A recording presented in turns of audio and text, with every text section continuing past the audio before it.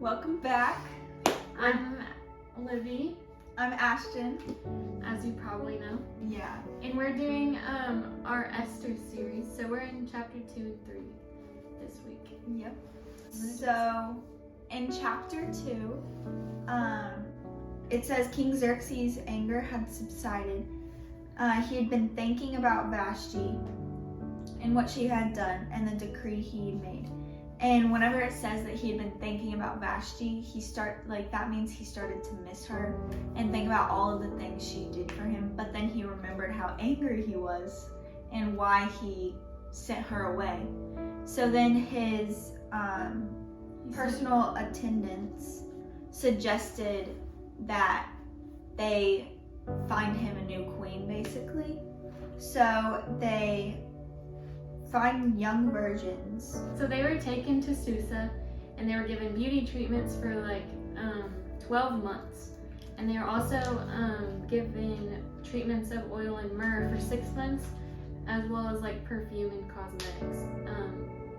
I thought that was really For interesting another 6 months. because that was a long time to be presented to the king. It took that much effort. I was like, dang. Yeah. I thought an hour blow drying my hair in the morning was a long time. Yeah, and doing your makeup for 15 minutes. I always think that takes forever, but it really doesn't take that long. So then Esther, she was very beautiful, and she won the favor of everyone around, especially King Xerxes. He loved her. He was very attracted to her, and so then there was a banquet. Well, whenever he saw her, he was so impressed by her that he crowned her queen instead of Queen Vashti. So then he threw a banquet in her honor to celebrate her with all of the nobles and officials. But Esther decides to keep her nationality and her family a secret. So she doesn't tell anyone that she's a Jew. Mordecai told her to do that. Yeah. Even though she was there, she still listened to Mordecai and did what Mordecai told her to do.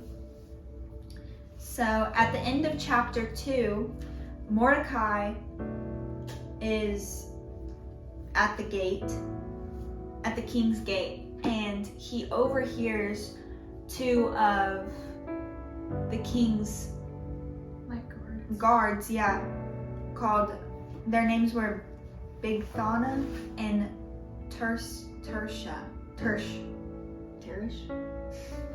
I don't know, something like that. They wanted to assassinate King Xerxes. Yeah, because they were angry with him. But since Mordecai overheard, he told Queen Esther, and Esther told the king and gave Mordecai the credit. And then they were impaled on a temple. Sharpened pole.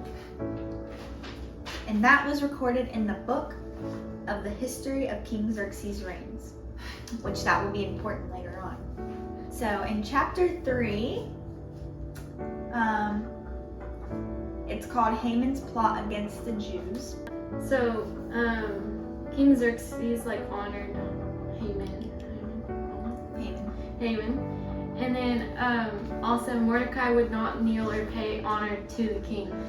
He was not gonna honor him because it's not what he believed, and he wanted to honor the Lord and keep his word. He wasn't gonna bow down to him. 2, because Haman was a Agatite, which the Agatites are enemies of the Jews. They want power, and Haman, he was mad. Yeah. He was mad that he wouldn't bow down, and so he wanted to kill all the Jewish people in the town. They wanted to find all the families and kill them. And in Deuteronomy and Exodus, it says that Haman's ancestors were ancient enemies of the Jews. Israel had been commanded by God to destroy the Amalekites and erase their memory from under heaven. And the Amalekites are the Agitites. So like, one of the things that Haman like said to Xerxes was that there was like certain people in the kingdom who were keeping their like customs separate from the like typical customs, and it was like in the best interest for like the king to like get rid of them, and so there was a decree that was supposed to be issued to destroy them, and there was like a talent of silver, and he basically said that he would give 10,000 talents of silver to the king's administrators for royal treasury. So the king gave that talent to Haman and said to keep the money and to do with the people as he pleased. So then there were secretaries who were summoned to go basically like write in each language and like make sure everyone understood that there was like orders to destroy all the Jews, and so that was an order that was issued in Susa to kill all the people. And the plot was made for a year after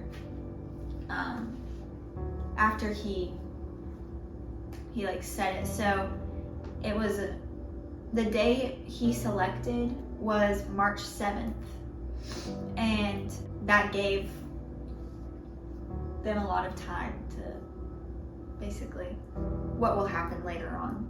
Going back to the beginning, I kind of feel like in these chapters, Esther, like in her purity, like because she was pure, she was already like chosen to like be one of the chosen girls or women, and I thought that was cool because it was like very encouraging to like realize that we need to like strive to be as like pure as we can. Like she was already there, so she was already chosen. So I want to be able to say like I was pure in heart, so I want to be like chosen because of it. So and she didn't even have to say like that she was a Jew or she believed in God. It was already so evident within her because of how she was. Yeah, because she was pure, like she was able to like help fulfill like the purpose God had for her. And like even though she was like an orphan and a Jew, she was still obedient to Mordecai. Even whenever she didn't really have to be. But she still was. Esther 3 was cool because it showed like Mordecai's like faithfulness and his loyalty to like keeping God like first and not bowing down to idols, which I don't really struggle with that, but I feel like my idols aren't other gods, but they're like other things of the world. So keeping God first. Yeah, working out could be an idol or different things like that, but you don't like think of those as idols. So just making sure you're putting God first and listening to what he's telling you to do. So that was Esther 2 and 3. We'll be back with 4 and 5 next week. Yep. We'll see y'all later. Yeah, bye.